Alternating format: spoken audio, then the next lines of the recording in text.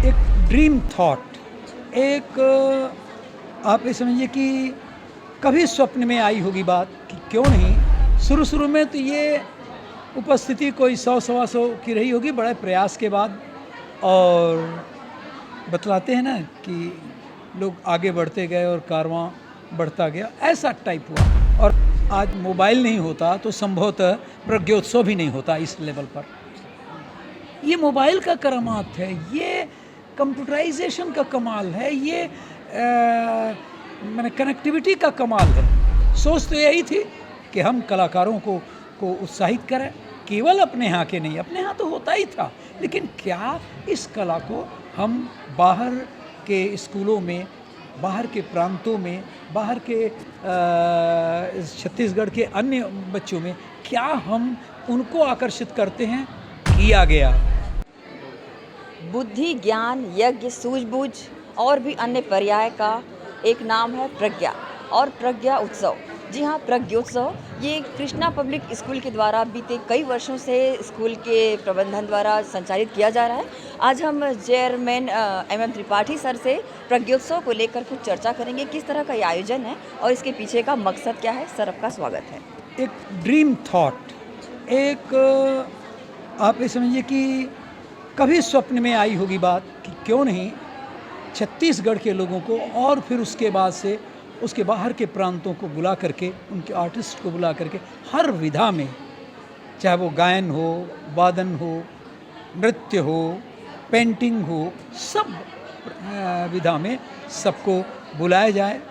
शुरू में तो ये उपस्थिति कोई 100-125 की रही होगी, बड़े प्रयास के बाद। और बतलाते हैं ना कि लोग आगे बढ़ते गए और कारवां बढ़ता गया, ऐसा टाइप हुआ। और आज का आलम यह है कि आज के इस कार्यक्रम में जो 12 दिन चला, टीचर्स का गजब का, और जजेस, क्या आप कल्पना कर सकते हैं कि जजेस बाहर के जो आते हैं और एक बार वहाँ बैठते हैं स्टेज पर, और वो फिर खाने के लिए उठते हैं और फिर रात के 9 बजे, कभी 8 बजे, कभी 10 बजे जाते हैं। द ग्रेट वर्क, उनका ग्रेट कोऑपरेशन रहा, आप लोगों का कोऑपरेशन रहा। मैं देखता था कि आप भी वहाँ पर बैठी रहती थी और जिस तरह से आप सबके बारे में सोचती थी, और इस प्रोग्राम को बिल्कुल रूबरू चित्रण करने के लिए यहाँ पर भी आ गई हैं। तो I must give honour to all of you and specially honour to the teachers who actually made it successful to be here. वर्तमान में सोशल मीडिया और मोबाइल के लिए कारण जो है बच्चे जो है इससे पिछड़ते जा रहे हैं। क्या जो प्रज्ञोत्सव आयोजन है वो क्लासिकल और सेमी क्लासिकल के लिए मील का पत्थर साबित होगा? मोबाइल, आज मोबाइल नहीं होता तो संभवतः प्रज्ञोत्सव भी नहीं होता इस लेवल पर। ये मोबाइल का करामात है, ये कंप्यूटराइजेशन का कमाल है, ये मैंने कनेक्टिविटी का कमाल है। तो इस तरह से हम यह एक मान सकते हैं कि इसमें बिजी हैं, लेकिन उसी बिजी होने के कारण हर बच्चा जो यहाँ पर आया है उसमें कहीं न कहीं उस मीडिया का हाथ है, कहीं न कहीं मोबाइल का हाथ है, कहीं न कहीं और जो सिनेमा के जो अन्य साधन हैं उनका भी हाथ है।